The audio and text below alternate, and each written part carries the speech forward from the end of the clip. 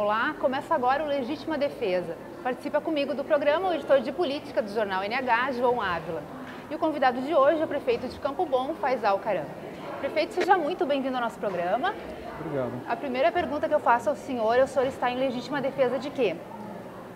Eu entendo que o momento que nós vivemos hoje no país, e por consequência do Estado do Rio Grande do Sul e a própria realidade dos nossos municípios, nos faz protestar contra tudo que está ocorrendo, né? Que vai contra tudo que nós acreditamos que seja mais certo, mais interessante para as nossas comunidades. As dificuldades que os municípios têm passado e a tendência a aumentar nos próximos meses em decorrência de redução de receitas, do próprio endividamento do Estado, quando se fala do país nosso, né, das nossas receitas, os cortes orçamentários que estão ocorrendo, o desgaste político de todo o ser político que hoje está envolvido. Então nós vivemos um momento muito difícil, né, para as nossas comunidades, mas de forma especial no nosso estado e no país. Prefeito, o senhor falou de cortes, né, e a gente tem noticiado nos últimos dias as ações dos executivos municipais aqui da região bastante intensas no corte de gastos para conseguir equilibrar as receitas. Campo Bom começou isso um ano antes por conta de uma decisão judicial. O que o senhor tirou de proveito daquela ação lá de 2013, 2014 que pôde aplicar agora para conseguir equilibrar as contas de Campo Bom?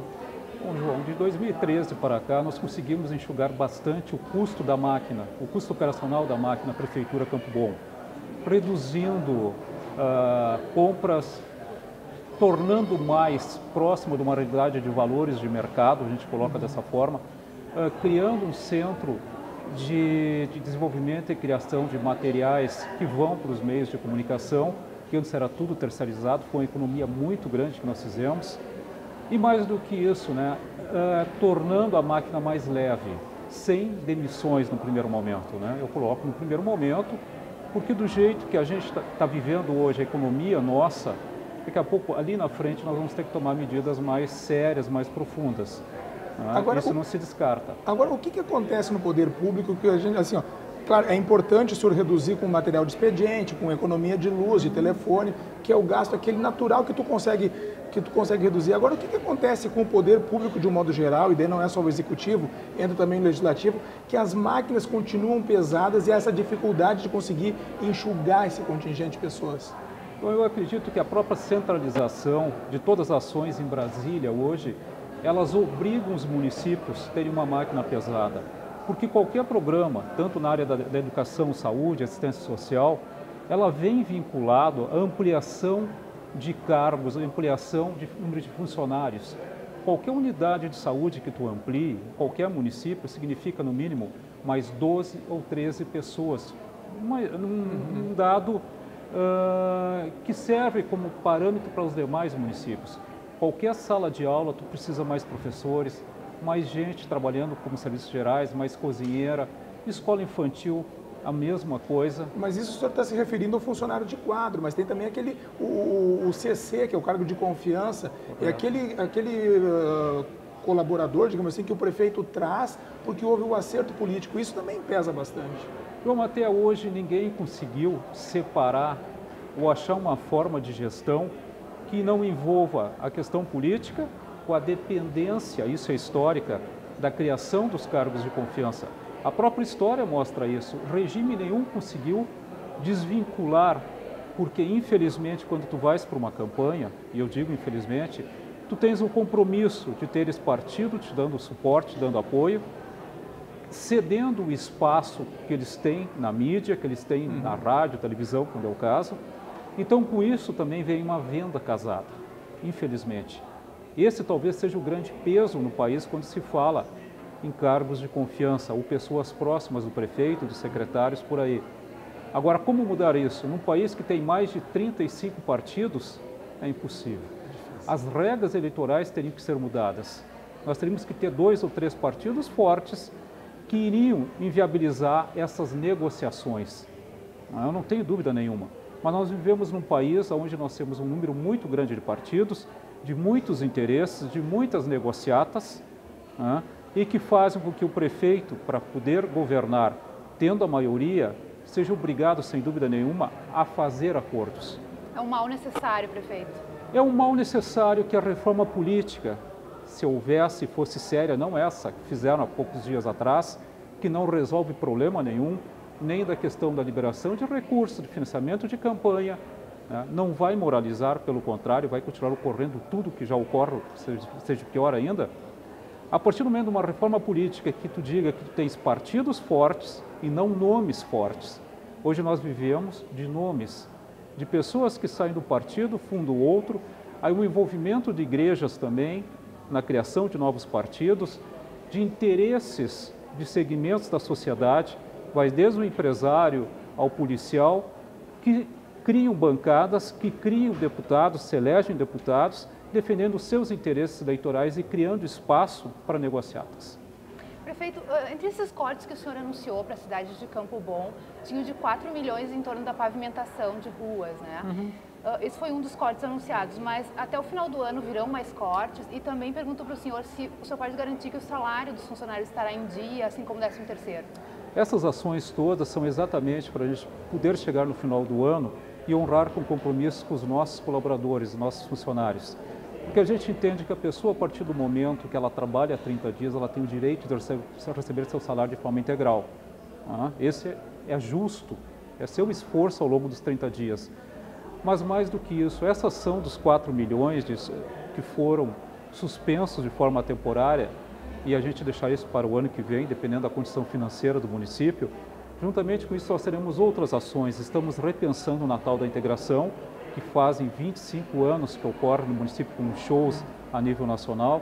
E estamos repensando a questão do rodeio em 2016 também. Esses valores deverão ser aplicados se não houver esses dois eventos no porte que a gente sempre fez.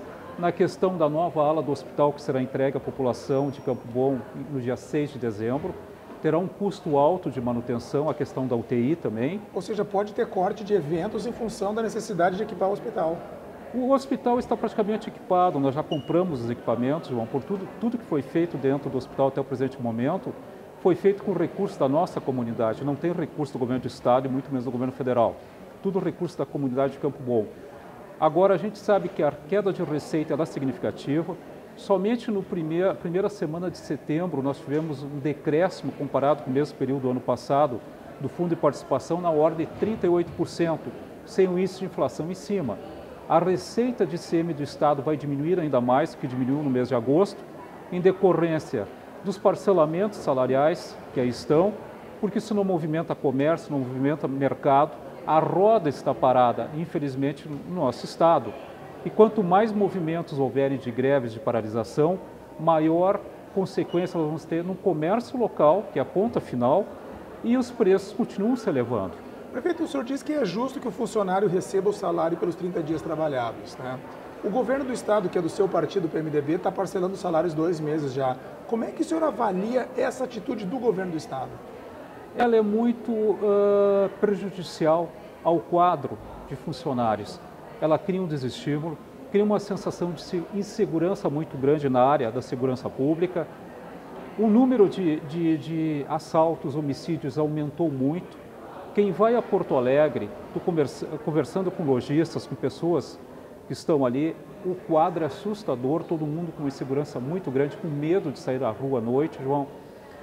E por ser do meu governo, isso me preocupa muito, por ser o governo do estado do meu partido, isso me preocupa muito, né? É um desgaste que nós não precisaríamos estar passando. Eu acho que existem soluções, o combate à sonegação é o primeiro deles, medidas de conhecer o tamanho da máquina do estado, que infelizmente ninguém conhece. Poderia ter sido evitado esse parcelamento de salários no seu ponto de vista?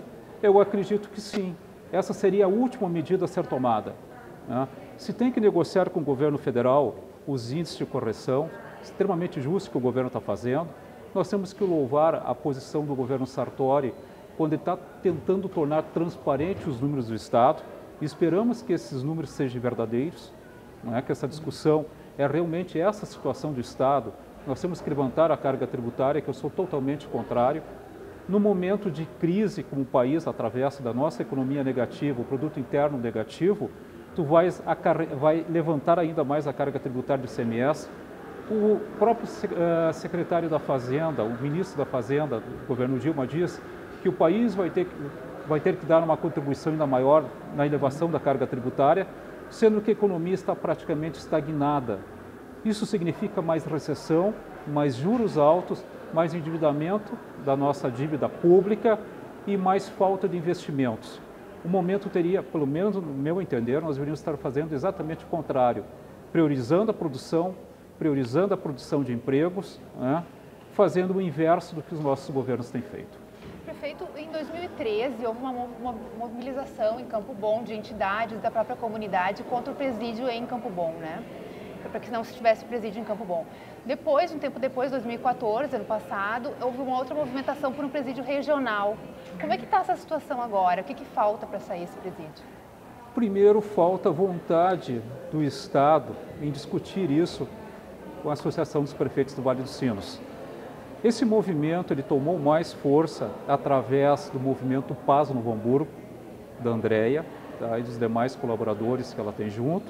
Houve uma discussão com o antigo secretário de Segurança do Estado do governo Tarso, que não evoluiu, ficou só numa proposta de estudo, porque de nada adianta nós baixarmos a idade penal ou de jovens se nós não tivermos condições de recuperar esses jovens. Nós não podemos misturar pequenos delitos com grandes delitos.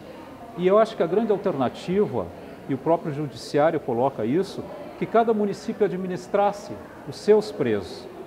Campo Bom tem em torno de 210, 218, uma estimativa, de pessoas que nasceram em Campo Bom, que são de Campo Bom, que cometeram crimes em Campo Bom ou em outros locais, que estão reclusos em presídios, em diversos presídios da nossa região.